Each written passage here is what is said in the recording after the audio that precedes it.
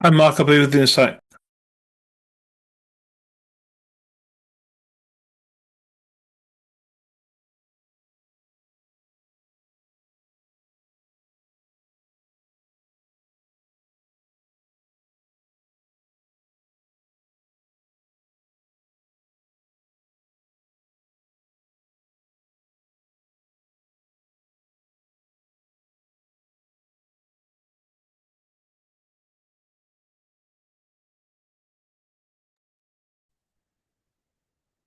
All right.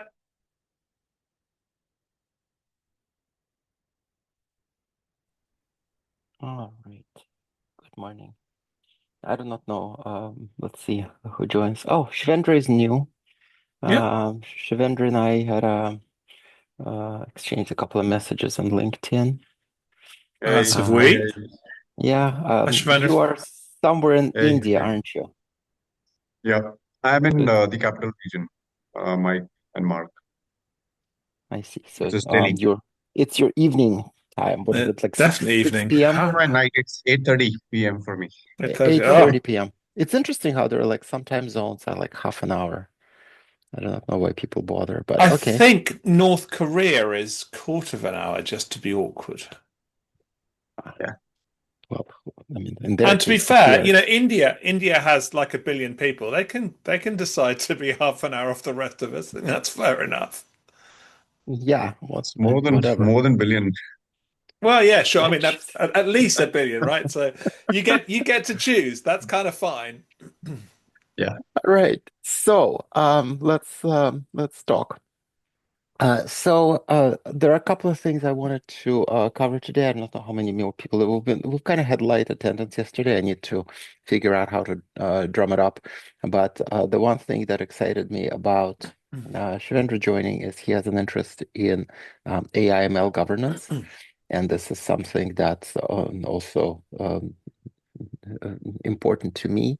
But perhaps just a quick round of introductions since Shivendra is new. My name is Mark. I work in cybersecurity technology and controls at JP Morgan Chase. I've been involved with confidential computing for almost 20 years now, and been sort of working on it at Microsoft before JP Morgan, and now I'm uh, interested in making confidential computing deployable and manageable at scale. And so I chair two of the working groups in the consortium. One is this one, and the other one is the TWI. And originally, we were thinking that we're going to be dealing, with regulatory bodies. That has not been successful. It's been very hard. Well, we've had a little bit of success, but like with ICO in the UK and a couple of other engagements. But we were not really able to penetrate regulators and sort of involve them. However, we have been successful in investigating and publishing what I call governance patterns. And they're basically a threat model or hacker, I guess, whatever, attacker, defender informed recommendations to the people deploying confidential computing to make sure they don't get a false sense of security. So we've published workload governance, workload upgrade governance, and verifier governance so far, which Shvendra, maybe you have not. I pointed you at them, but I don't know if you've actually had a chance to review them. But I yeah. yeah, I And did now, see some of the documents, Mark, Mhm, but yeah, so not in great detail. So I was occupied. There are a lot of submissions and other things which are going on. So just mhm. thought of joining this for the first time, understand what you guys are up to, Yeah, and where I can contribute, let's say from the next iteration onwards. yeah, Uh, just from a intro perspective, I am working with HCL Technologies, or HCL Tech as we call it now. And I've joined HCL like a year back, but my experience with HCL, this is my second run with this organization. So I have like a very long GSI service provider implementer type uh, like experience, for the last 10 odd years, and my overall experience is around 17 years now. And specifically here in this role, in the last 1 year or so, Uh, I'm more aligned towards the NVIDIA portfolio. I work as the CTO for NVIDIA portfolio, specifically looking at the APAC and European markets. Mhm. And my charter is obviously because since NVIDIA is into AI factories and all these things, right? So sovereignty becomes a natural play, right? And sovereign infrastructure, because I work with banks also, for example, in Australian market, banks, mining industry, right? All these defense, for example, they look at regulated infrastructures, right?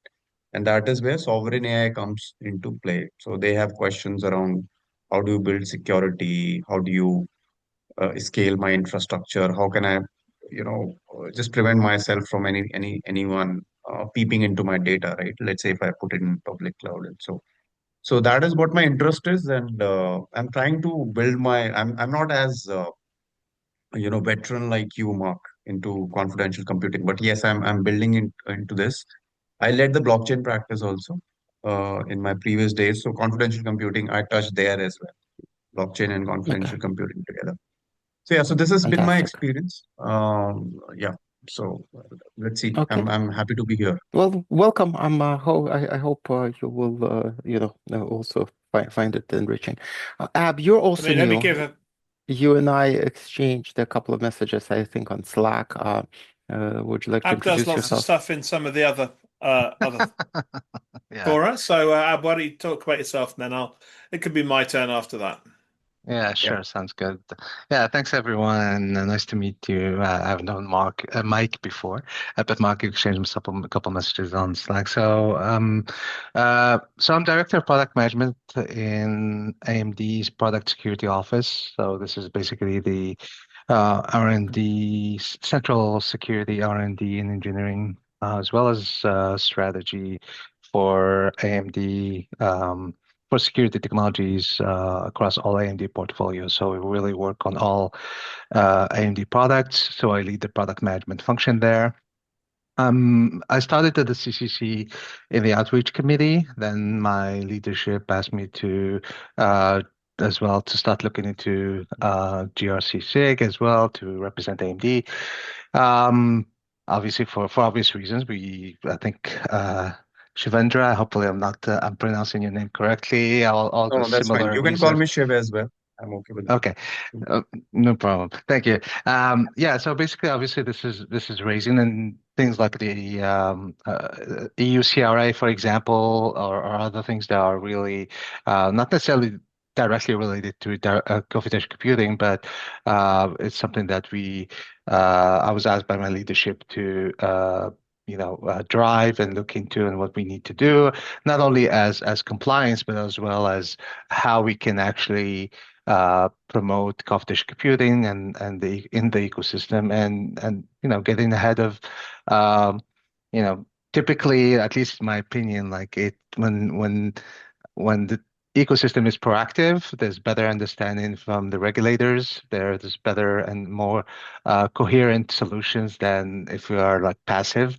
So that's one of the reasons I'm here. So my background is in computer engineering and software. I worked actually more on multimedia side for many years. I'm based in Toronto, Canada, and but I go often to Austin and California offices at AMD. So yeah, so that's kind of an overview. I don't know if any questions or Mm, no, that's great. And welcome. Mike?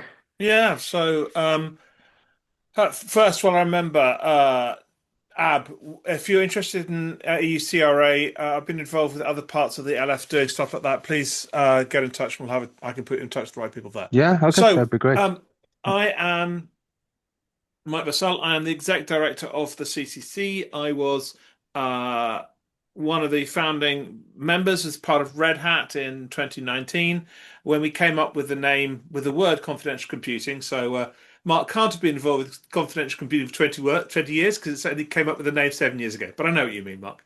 Um, I am a techie with delusions of management. So tech is the backbone of what I do, but I do other stuff as executive director. But I do try to make it to as many of the technical meetings as I can and to drive technical stuff as well. And I can be, I think Mark will agree, fairly opinionated on occasion about technical aspects.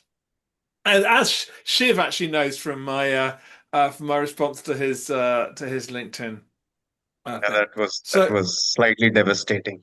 I'm sorry, but No, no, no, no, I but thought it you were was good. It extremely was good. gracious about your response. So thank you. I kind of my job is part of my job is to defend confidential computing, so I kind of did Yeah. that. But anyway, No, it was.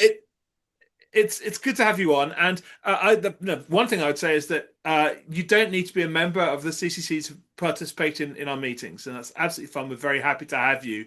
That said, I'd love to have a conversation. I know we're meeting on Monday about HCL and whether there would be a benefit to HCL from being a member. So we can do that when we're Yep. meeting next week. But it's great to have you here. And yeah, Mark, do you want to carry on with the rest of the meeting? Oh, I should say one other fun thing is I'm wearing these things. I volunteer for my local ambulance service. There is a non-0% chance that I might be called out to an emergency. I apologize if that's the case, but so far it's been All quiet right. today. Well, So. we're many things, but we're not life or death. Okay. Real quick, I wanted to do a recap. Let me share my screen and send a couple of messages out to this chat. There's going to be it's early morning where I am on the West Coast, USA, and as a result, I'm usually just booting up during these We have meetings. East Coast, we have West Coast, we have UK, we have India. We have a pretty good Uh, geographic all spread. all over the place, but only one of us is waking up. So, all right. So, okay, there we go. This is the screen I'm sharing, and you can see that, right? We Yep. can. So, okay, so I'm gonna put a couple of things in the chat here. So first is the meeting notes. This is where you can add your attendance, and then we can put what we're working on. The next thing I wanted to quickly, and Mike, this is also important because so just to understand, we're now splitting the GRC effort, where regulations and standards are going to be their own special interest group. And by the way, Mike, one of my colleagues, uh, who has Gonzalez, I think it's no, is it Michael Guzman? Michael Guzman has put his name in the hat for chairing that. I don't know what Indeed, other I can see candidates. that the votes are going through there. I can't Yeah, say who's yeah, doing well, but I note that he's on the yeah. list. So But that's anyway, good. he is quite involved in this internally. In fact, I'm more of the theoretical going forward thing, and he is the practical, like how do we implement it now thing. So, anyways, but we have our charter document that was agreed upon when this group first started, and either online today or somehow offline. And I'll put the name in the chat. So this was then converted to PDF and published on GitHub, but this is the sort of the source document of this special interest group. And originally, we were basically governance risk compliance that we were hoping to influence creation of regulatory support. I think to some extent it will still happen. We're certainly continuing to work with the Cloud Security Alliance on the cloud controls matrix. So all of that will continue apace. But as I said earlier, we were not successful getting out and like influencing anything NIST does or any of the European governance bodies. And perhaps Shivendra, you know what's going on in India. And maybe we can talk about that.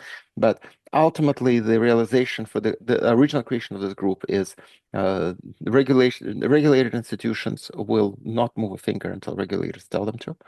And historically, after a technology becomes sufficiently broad and available, regulators will come in and say, now you got to do it. This happened with data in transit. This happened with data in use. It usually takes several years. I think continuous computing is sort of on the cusp of doing this. The other group that's getting stood up will focus on regulations and standards. We're not going to do that here, but the regulations still need to know to ask for the right thing, and implementers, both providers of services and consumers of services, need guidance as to how to do this well. And I believe that is going to continue to be the focus of this group. And as a result, I believe we'll need to basically take this charter and we'll need to split it. But what I wanted to draw your attention to is there is right here on the screen, there is a 7-step, unfortunately split across 2 pages, but 7-step sort of loop that you deal with in governance. And I want to draw your attention to this specifically, like two of the people on the call are new. Mike, you may perhaps not seen this for a little while, but governance, like how do you govern something, is actually this definition up here. To govern is to control, direct, or strongly influence the actions and conduct of something. That's how you govern it. The governance is not just observation. Governance also involves ability to have effectively levers of power. So I'm just going to read out of this for a second. So first, you need to articulate the desired state of a system, right? So if you don't know where you're going and your road will take you there, this point is basically saying you need to know where you are going. By the way, the regulations change, contractual obligations change, so your target is a moving target, and that's important to also realize. You need to be able to adapt as things evolve. Then, without knowing where you are, you cannot set direction, right? So this is where points 2 and 3 come in. You need to be able to measure the state of the system. This is where attestation comes in, but also being able to collect evidence from other parts of the deployed system, just to understand, where are we today? So through monitoring, sampling, periodic reviews, etc. And then you do the comparison, right? So you need to be able to compare the current state with the desired state. And then if you discover a delta or a gap that is important, it's number 4, you should be able to take some action. So basically, you cannot have governance unless you actually have levers of power, unless you have a way of influencing, changing where things are. And that may take a variety of forms. Finally, 5 is testing. By the way, what is really interesting is nowhere else where people discuss governance was the 7-step process outlined. I was actually very, very surprised that it's you'd expect that something this important would actually have a definition.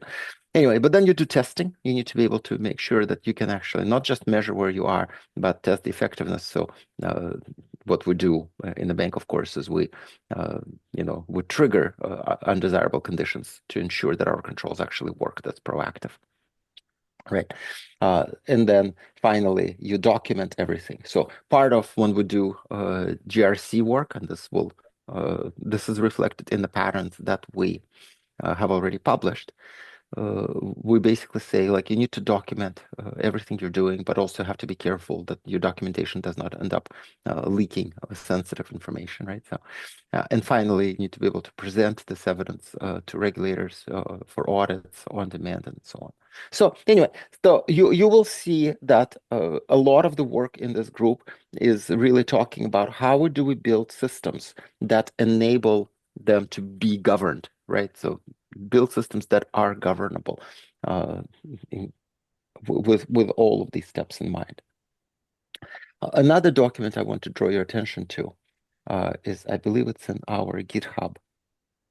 Pull that up. So it's in the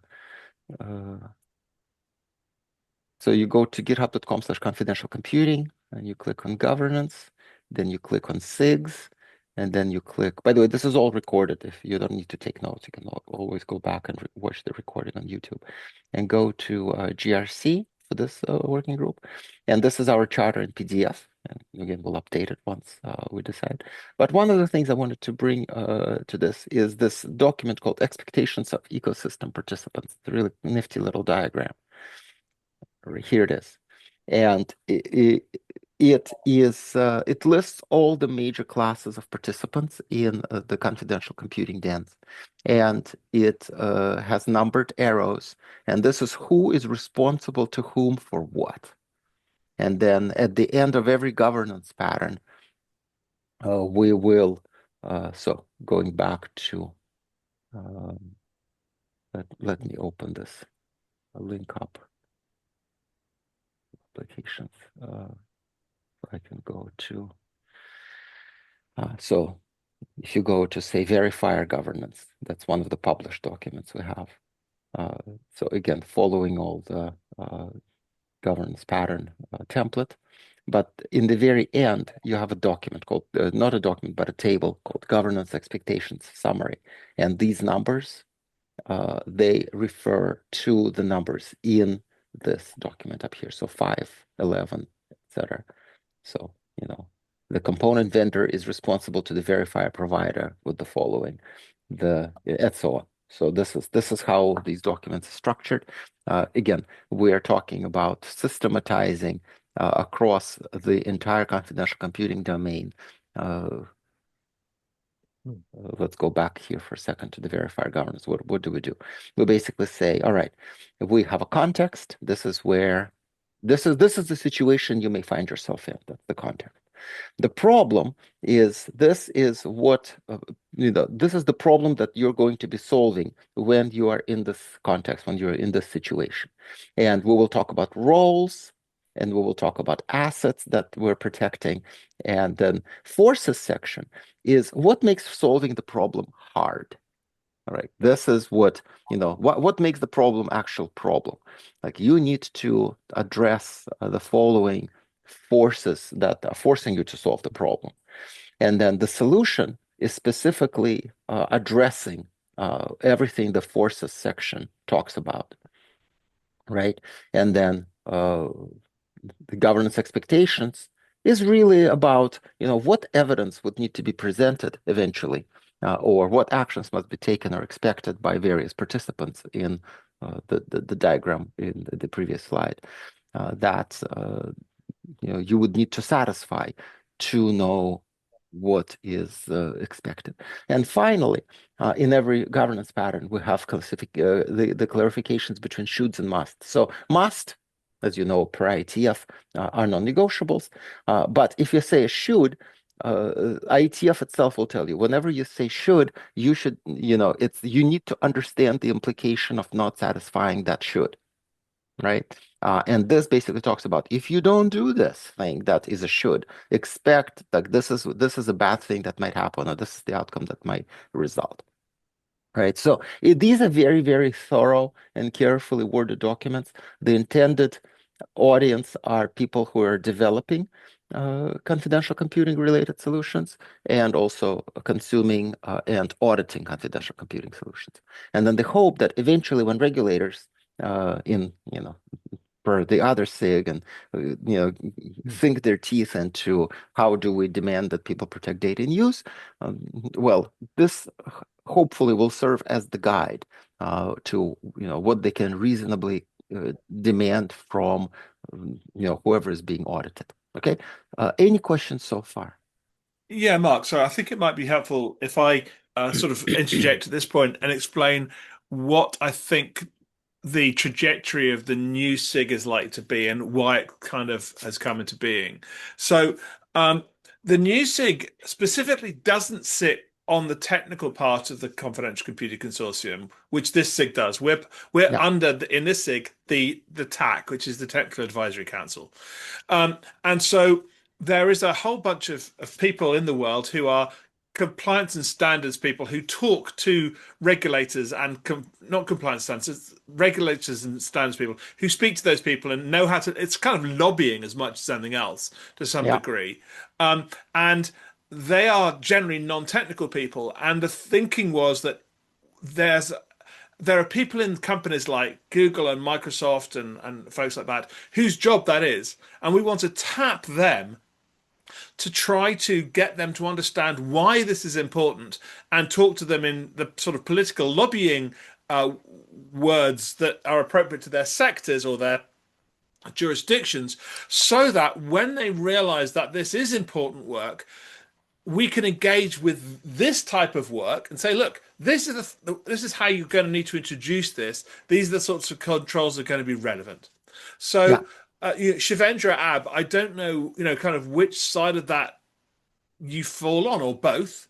But that's the plan, that we're setting up this new one, and that we're having a vote. I mean, it started day before yesterday on the chair and vice chair. Once we've got that, we'll be starting up a new charter. We don't have a charter for that yet. We put some words together, but we decided to have the chair and the vice chair set up first so that we could take it from there. So the idea is that we have the kind of non-technical, convincing part of the world over under the governing board, and the technical side preparing these sorts of things, which are useful for compliance and audit anyway, right? But will also be relevant when we get to sort of regulations and standards and meeting in the middle. Does that make sense? Yeah, definitely. Makes a lot of sense because Okay. it's not just about technicality, right? Yeah. Governance people also have to be convinced. Exactly, and that's the thinking. And we want people to be engaging on all parts of this, and we know that they're often different people, and so having ways to influence that in the various groups is what we've decided to try and do. So, thanks, Mark. So, Yeah. All right. So again, we will need to. I don't know exactly if this is the right sorry, forum. Yeah. Go ahead. good. Yeah. Yeah, no, it's just okay. So I apologize. I got distracted. I must confess. Like I had trouble with my webcam. Um, so the new group, that's more technical than this one, or no, No, it's less. less technical. It's more less the technical. lobbying I see. side. I So see. that's under the Got it. governing board, and Okay. so yeah, so that's on the Okay. governing board Okay. rather Fair than enough. technical side. Fair enough. So, but I'm sorry, but that would be in the under the governing board, so it will be Yeah, a so separate committee. SIGs. So Oh, we have this thing at sorry. the Linux Foundation and in the CCC where you have a difference between committees and SIGs, right? I see. Okay. Committees can direct work, and SIGs can kind of have work streams. And so Hmm. the attestation SIG is a SIG under the TAC, and this is a SIG under the TAC. The new regs and standards SIG will be a SIG under the GB, which is itself Got it. a, Okay. a I see. committee. Okay. Yeah. But personally, I just if I have an interest in both. I also Great. am involved in. So I will remain here as well. So I will look forward to as well for the quote unquote less technical SIG for the regulation part of it. So yeah. Perfect. That's good to hear. Thank you. Yeah, same here as well because in our organization, Mike, uh, when we talk about sovereignty and other things, there are aspects of ethics and responsible AI, explainable AI, all those things as well. I, Here, I, I, the I, second, I welcome people who can work across both. I really do, but it's not everybody. So yeah, that's really good to hear, Shivendra. Yes. yeah. So within our organization also, there are few folk. Uh, what I am thinking of is because I can become a bridge between these two because I understand the technical aspect as well, but Yeah. regulatory is something which I'm trying to understand. I'm actually looking at IAPP and all those kind of frameworks You to lucky man. to to do this But because that's where it builds a holistic view. Yeah. yeah, so Shavenda, actually, Mike, that was literally my thought when you were explaining how to make sure that, that's like the right hand is knowing what the left hand is doing when this regards it's where to six. Like The what's answer the to what that is that people like you and me and Shivendra, who are going to operate across both, okay. need to make sure that that does happen. I No, think no, is the okay. answer. Makes sense. That was my guess, but just wanted to Yeah, check if there was a and we more need to make sure that we mm, take decent minutes from both sets of meetings, which will be yeah, available to everybody, and that people can check as well. got it. Yeah, makes sense. Okay. Okay. So again, I since at least half of this call is new, I don't think I will be taking the time here to update our charter. That seems like a waste of everyone's time. But what I was hoping to accomplish today is to take a pass through, and this is where, again, Shivendra, your input can be useful because, for one, you clearly have an interest in this, and also you know you have a fresh pair of eyes, which is really good. But there is a document that was started last year. Again, you'll find it under GRC SIG. By the way, Ab, if you're interested, I message you on Slack. You just need to email me on Gmail, and I will send you the same summary of like links and how to get started that I sent to Shivendra. Okay. So again, you don't need to worry about how to navigate this. All of that is in that email that you can receive. But in the GRC, I just responded actually, okay, and my I just haven't seen it, but no, okay, no, no. I'll Literally, respond. as we were talking, the other thing is like I did create a Gmail account with my AMD account to access these documents. So it's this anyway. You look at Slack and you'll see it's Good. actually the same as my Okay. AMD account. Yeah. Fantastic. All right. So under GRC SIG, you'll find the governance patterns folder, and Hmm. in there we have the approved patterns. Like those are actually all now moved to GitHub. We don't keep them here any longer. The patterns Hmm. language you can examine to read about how patterns are written. That's a sort of a standard practice that we found to be very, very useful. The template is basically something we will fill out every time a new pattern comes up, and out of this pattern, there are draft patterns. So here we have, a few of them. But the one that's I'm sort of under most active development are the reverse proxy governance here on the right, and confidential AI/ML inferencing pattern. So just going to open it up, and I wanted to quickly go over this and see what additional sort of information we can put into it. And again, it's helpful if you've read our previous patterns because we would like to have sort of consistency of language and presentation, Hmm. right?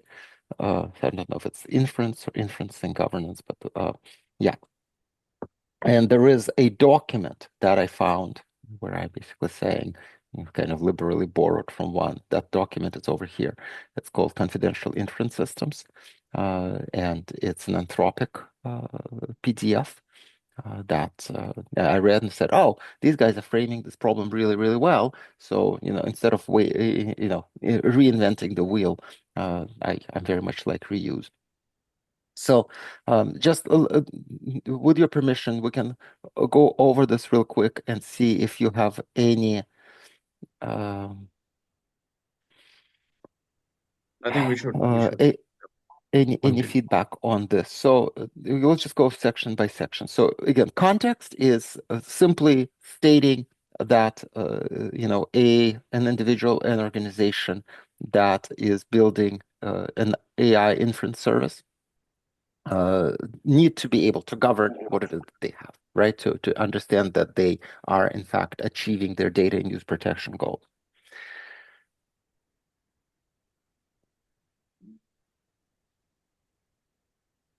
Yeah. Mark, you freezed, I guess. Oh no. Okay. Oh, no, by the way, I'm gonna also put this in our chat Hmm. because then you don't you can immediately start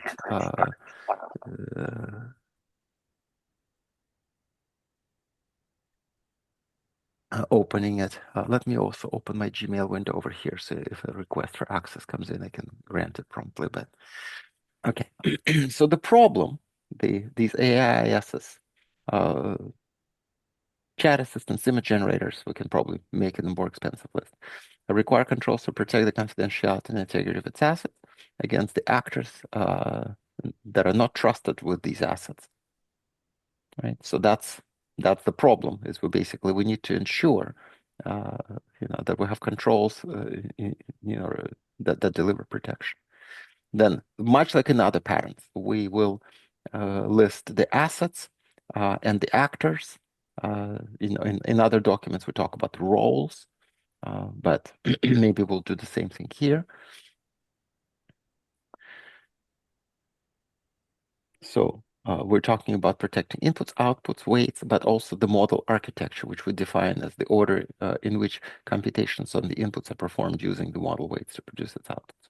Again, this is very liberally borrowed from Anthropic, which I think has done a fantastic job, but we still need it as our consortium document. So I'm acknowledging a fair degree of plagiarism here, but I believe it's a good kind.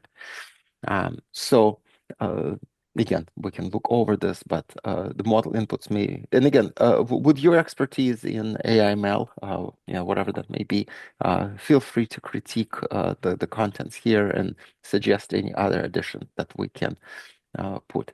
And generally, every term is referred to with some sort of a hyperlink, so that we don't have to define it here. So one question, Mark. Yeah, Sorry, my camera is, I don't know why it is behaving odd in Zoom. I'm not sure. yeah, Uh, so It, let's say from a confidential computing standpoint, right? You talked about inferencing, right? yeah, Uh, Inferencing we are talking about here, training and inferencing, right? yeah. So scrubbing of that PII and sensitive information, are we capturing that as well in this, or that is something different? Uh, So is it completely on the so this is completely on the governance side, or we can also talk about how to remove PIR sensitive information? Because let's say from a confidential computing standpoint, right? For example, using encrypted data ingest or inter-GPU security and vLink encryption, all those things, we can secure the confidential training part. So are we covering that here as well, or just completely so the regulations we have a part? separate pattern. We have a separate pattern for training that we're going to work on later. This is in the inference part, where basically This is just the the decision was inferencing part. made. Yeah, this is the inference governance. Training governance is going to be done as a separate document. And now, nothing is cast in stone. If we discover that there is a great degree of overlap between the two, then it doesn't make sense to work on two almost identical documents. But for now, it does not look that way.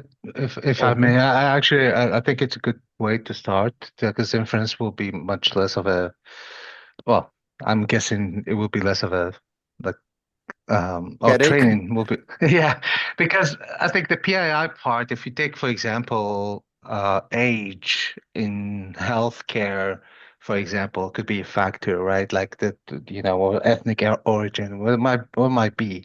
So there are cases where you need to protect it, but not necessarily remove it, if that makes sense, right? So Right. I came across those cases, especially in healthcare, where Mhm. actually some personal information is needed for the training. So now, so how to protect it? Yeah, go ahead, sorry, Mike. yeah, sorry, Ab. I thought you're finished. Do finish your thought. Yeah, it's just like so. Inference is a little bit less, well, a little bit less. I shouldn't say use those qualifiers, but trading is definitely more. I would say there's more uh complexity, as I should maybe with this way Yeah, so I mean, to I describe. would generally expect to think when we're talking about confidential computing of the three capabilities that it generally provides: integrity protection, confidentiality protection, and attestation, which gives you uniqueness and identity generally. So I wouldn't expect confidential computing in and of itself to be doing scrubbing, for instance. Yeah. It can allow you to create a program and show that that program is being used. And if you believe that that does scrubbing correctly, you can be happy that it's run as expected. And it can also be hiding information in the model and in the data sets that are in the model from being incorrectly tampered or looked at. But the actual scrubbing itself isn't a capability that is offered by confidential computing. There are other ways of doing that, which you can run within confidential computing, which is great. So I would expect sort of scrubbing to be um, orthogonal, shall we say.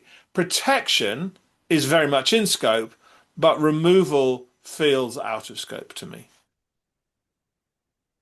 Okay, we'll Oh, talk I about totally agree. training. We'll talk about training and we'll talk about training. Mhm. By the way, all the documents are open for editing, right? So you can very easily just go into here, open up this other document called training, keep change tracking on, right? So just make sure that we understand who made what change.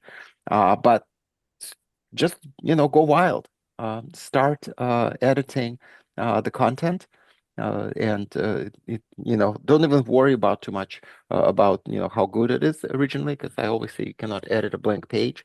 We can always look at it later and make it more like the other documents, but at least we'll have something. So if you want to take up authoring of governing training, just go for it, right? But right now we're talking Okay. about inference. So, all right. So after we discussed, here we talked about assets, right? So the problem, some of it is protecting assets. Now, the other part of this problem definition is that we have actors and trust relationships, right? So this is not talking about how to solve any problem. This is just framing, these are, the assets we're protecting, and these are the actors, and this is sort of the trust relationships and expectations. So that's what we're talking about here, right? So we have the model owner. With the explanation of this is whoever has built or trained the model, owns the model architecture, owns the model weights, right? The model owner may be the organization that adapted the model. So it's basically talking about all of that. That's one of the participants in this dance. Then there is the data owner or the end user, DO, so different from the model owner.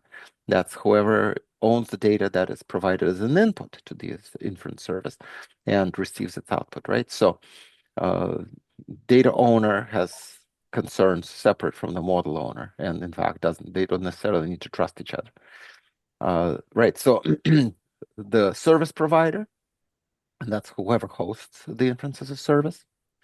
And then from there, we go to the scenarios, right? So the trust relationship between the actors is simple. So each wishes to protect their assets without needing to trust the others. And the concerns are listed in this list, right? So the model owner wants these things, and the data owner wants the following things, and the service provider has the following goals. These are independent of each other, but again, in terms of framing things up. Right. And then we're talking about the confidentiality requirements, the privacy requirements, and the authenticity requirements. Again, I didn't have to come up with all of this. Anthropic did a fantastic job. I, in fact, wish, want to find whoever the author is, invite them to the SIG so they can help us with this. Maybe I will even do that. All right. And then we talk about the containment requirement. So I think overall, a very good framing. And then keeping the model itself confidential. That's the end-to-end model confidentiality requirement. So we should be able to deploy a model to a cloud service provider or an edge service provider or the customer's on-premises or client deployments without exposing the model's weights and architectures. This is actually very common. So we work with SaaS vendors. And when we work with SaaS vendors, if they give us their model, they very much care that the model is not leaked or tampered with. And we care, that perhaps the data we supply to the model is actually supplied to the correct model and not some rogue model, and that the model doesn't do bad things with it. So all of that is captured in this list of requirements. SL4, I forget what I meant. Oh, SL4, I believe, is a definition. You can look it up for like, if memory serves, high, like military grade, highly sensitive models, and they have their own separate requirements. I put it in there because I think Anthropic document mentioned on it. So we may come back to that. All right, so from there we are blank, right? So remember, should versus must is in the solution section. So the forces we'll then have to talk about. So what makes doing all of this difficult? This content still needs to be authored, and then the solution specifically refers to forces. So forces refers to the problem. And the solution refers to forces. I forget why deployment models was added. This is not a top level heading in other patterns, but we may need to see. There may be a doc. Oh, Chris Ramming said something.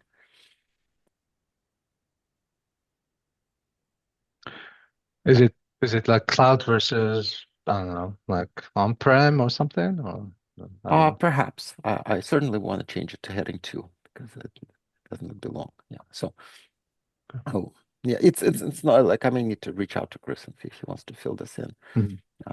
But yeah, I'm not averse to this. So again, forces will need to sort of figure out exactly how to phrase it, just like the other patterns do. What makes solving this problem hard, right? So this is the problem. What actually makes it a problem? And we talk about that. And then the solution addresses everything that's in the forces section. So until we have the forces in place, we should not be working on the solution part. And then this basically summarizes everything. This is the governance expectations, much like we have it in this document. So what is governance expectations? It's the stable, right? Referring in turn to our expectation of ecosystem participants, right? So who is providing what to whom, and what evidence you know, will prove to an observer that this in fact is being done. And then finally, anytime we say should in the solution section, there will be an explanation here in terms of should versus must. So we'll only have 15 minutes left. So yeah, perhaps I will leave the development of this content for now as an offline exercise. Normally in these meetings we will review the content that has been authored up to date, and here I'm effectively bringing you guys up to speed to where we are. So I'll switch out of this unless there are any immediate questions. But that's what I'm saying. I encourage folks to read this paper that's over here, and perhaps translate some of its contents for into this format, so we can publish it as a consortium document. But the other thing I wanted to show you is this other document that is under development. That's the reverse proxy governance. So anecdotally, let me tell you why I personally care so much about reverse proxy. So, so I work for a global financial institution. We pretty much, by the nature of our business, we need to operate in globally, right? In every location where people transact, because you may think whatever you want about a certain location, but there are businesses in that location, and these businesses, they still need to have financial services and transactions with other parts of the world, right? So in some of these locations we call high-risk locations because we are skeptical of how benevolent the local authorities are.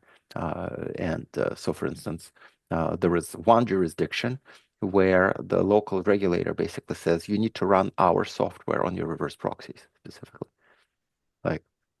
Like in any other place, basically the regulator demanding that some unspecified software runs on your service with remote access given to that regulator. They do not tell you what. They effectively legalized malware, right? As far as any security person is concerned. Yet we don't have an option. Like, it's not a suggestion if you're operating in their jurisdiction that they do this. So clearly, a location like this we will quarantine it. Call it high-risk location. So if my reverse proxy operates in an environment where the local regulator effectively insists, they don't specifically say, you have to give us all the decryption keys, but effectively they say we will run malware alongside your stuff. And that's where I would very much like to govern this reverse proxy with confidential computing as a compensating control for whatever threats might come our way because of that regulator's insistence, right? So, this document already has some content in it again. It talks about the problem, the reverse proxies, and there is a reverse proxy service hosting a bunch of tenants. So in case you're in the cloud, there is one reverse proxy service, but there may be multiple mutually distrustful tenants on it. That clients connect to the tenants reverse proxy, and then behind it are some servers. And then we talk about here the roles. There is a system operator and the service, and the tenant, the clients and services. And then we talk about the assets that the hardware itself is, the service owner manages the hardware, and then the the service itself manages the service software, and then the tenant, and then so you basically go down the list. You can list all of this. So the forces section are already more fleshed out. We talk about the various problems that or various forces that make sure that you need to address, and then finally solution then goes specifically goes point by point. There is a forces section on security and trust concerns. There is a solution section on security and trust concerns, and down the list you go. Right. So this is a more fleshed out document than the other one, but we still have more work to do. So if you have any experience in reverse proxies, then your review and contributions to this document are very welcome. We still do not have the governance expectations fleshed out, etc. So that's where we are with that. Again, very important document certainly from where I'm sitting for providing guidance to secure your communications in parts of the world where or even in public clouds. Who knows if there is a breach or an insider threat. The reverse proxies is where all the traffic goes through. A lot of it is application level traffic, so it gets decrypted at the proxy, gets examined, gets forwarded. If that thing is breached, well, you have big problems. So that's another, one of the deliverables this year for the SIG would be to get this reviewed, completed, reviewed, and published. All right, that's the end of my spiel for this hour. Yeah. Mark, any expectations on the just, I don't know if there's a timeline or anything like that for these documents, or just as Well, we will go at the pace at which contributions are made. Contributions may involve, putting content in, doing reviews, and it's as I said, there are 3 governance patterns I'd like to publish this year: inference, training, and reverse proxy. We published 3 patterns last year, so that would be a nice pace. Yeah, that would be great, actually. Yeah. So, and again, different people have experience in different domains. I'm actually more versed with the reverse proxies than I am with AML. Right. So if you can take an hour, here and there, open these documents and start contributing content or contributing your reviews to the content, that's really all we can ask. This is all volunteer work. No, absolutely. Personally, I'm not as as versed in the proxy, so I'll probably want to try to put more of my time on the inference one for now. But definitely very exciting patterns and documentation to enrich. Yeah. So, I mean, I would say that in the past, we've had problems getting repeat involvement and engagement in some of this work. Although I really think it's important, and a lot of it has been driven by Mark, and as well as having you folks involved. One of the things I want to be doing this year is growing the ecosystem into people like integrators, whether that's HCL or Capgemini or Wipro or whatever. And I'm fair in saying that HCL is an integrator as well as other things. Is that right, Shiv? Yeah, so we Yeah, do integration, consulting, and absolutely. So I want to software get as well. people like that. I want more members who sit in that world, because I really think that in order to, push confidential computing and make it easier to use, it's the sort of organizations like HCL who frankly are going to make it possible for auditors and CISOs and CFOs to say, yes, there are patterns in place to allow us to understand how we should adopt this technology, what the risks are, and how we mitigate those risks, and how these patterns help us mitigate these risks. And so it's very much a an ambition of mine for this year to increase the number of let's say customer facing, or basically move further down into the ecosystem stack, or up, or whichever way you look at it. But you see what I mean? To do that, and I think that having this work visible as something we're doing will help people realize that there is benefit. But B, once they realize the benefit, they will helpfully get more involved as well. So, if you have, ecosystem partners who you think should be getting involved with this, please shout. In the same way that Mark has introduced me to a couple of, the partners that they have, to see if we can get them on board. So that's very much part of what I want to be doing. Anyone listening to this recording afterwards, please get in touch with me if you can think of relevant people. More spiel from me. Sorry.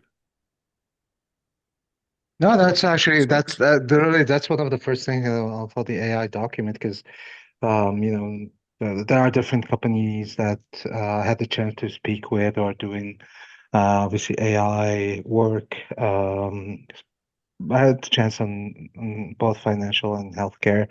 I think they definitely, I'll bring this to their attention. I think in my opinion, they should be like looking into this closely. Because they are one of the key stakeholders and roles defined already in the document, and to point in the mark. And sorry, I missed exactly who you're thinking of there. Sorry, I had something happen in mind. No, I didn't mention specific company name. What I'm saying is that some AI companies have in healthcare and finance.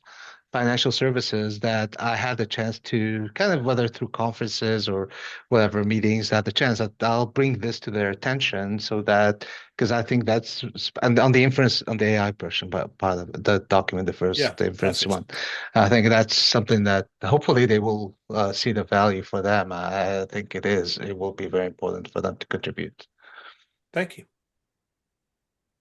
All right. Well, Mike, go ahead. Yeah. A couple of questions, like how do we, so once we, let's say, draft these patterns, right? How do we market them, right? Because how do we make sure that people know that these patterns are Well, there's existing? two bits to that. Firstly, once we've created them, they are kind of blessed by the Confidential Computing Consortium. Though I said that we're part of the TAC, the Technical Advisory Council. They go to that group, who then say, yes, we think they should be published. So as far as that goes, that is kind of as far as we've been so far. We've just kind of published them on our website, made them available.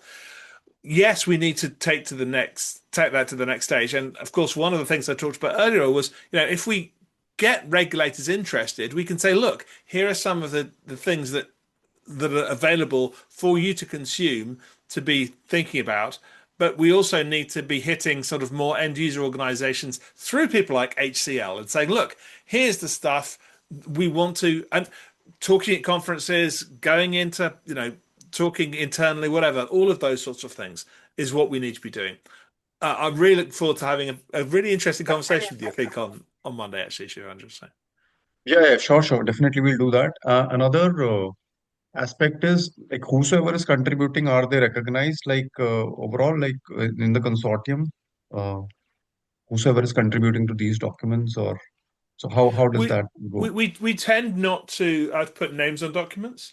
Okay. Actually, that's not fair. We often will put names at the bottom for people who have been involved in pushing them, but they don't tend to get authorship. They get sort of. Do you see what I mean? Well, it's more contribution than authorship, contribution. I guess. Who's contributed, rather than Contributors to a particular pattern, for example. Then these are the exactly. people who have We contributed, tend to list those like that, rather than call them authors that's specifically. fine. That's fine. Yeah. See, because sometimes, right, it is important why people should come to these forums, right? I'm talking very selfishly here.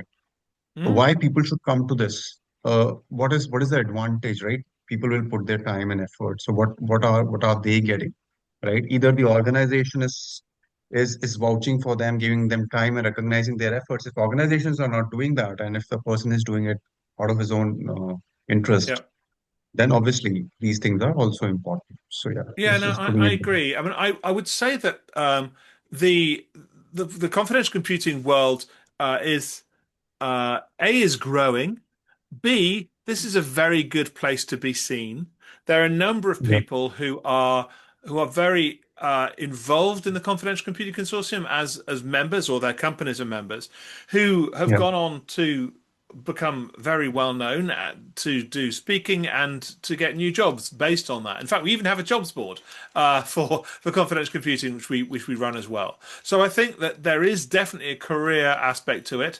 I just got the Open UK, which is an open source promotion organization in the UK, just gave me an award for this year for visibility in open source, which is based largely on what I've been doing. I know it's not hugely important, but I do certainly see it being a useful career thing. And the other thing is it's a safe place for instance, AMD to speak to Intel, and for AMD and Intel Yeah. to speak to NVIDIA, and for HCL to speak to Capgemini or Wipro, because we're doing it in a way which is under the umbrella of the Linux Foundation. We can have those conversations and make those links, and I think that's a very positive thing as well. Oh, that's great. That's great to hear. That's great to hear, Mike. I have to jump. There is one Yeah, more you discussion. probably get to bed, but No, thank it's you like very much. because my Well, geo is like as such, right? I mean, oh so yeah, of course. Well, thanks for coming along. It's been really great. And you, Ab, as well. And thanks, Of Mark, as course. always, for running such a well-organized meeting. All right. all Thank right. you so much. Thank you And so I much, will see you guys. guys. So we'll meet every 2 weeks. So in two Okay. weeks, hopefully there'll be more content for us to review and Perfect. discuss. Thanks a Good. lot. Yeah, See you guys. definitely. Take Bye. care. Bye bye. Thanks. Thank you.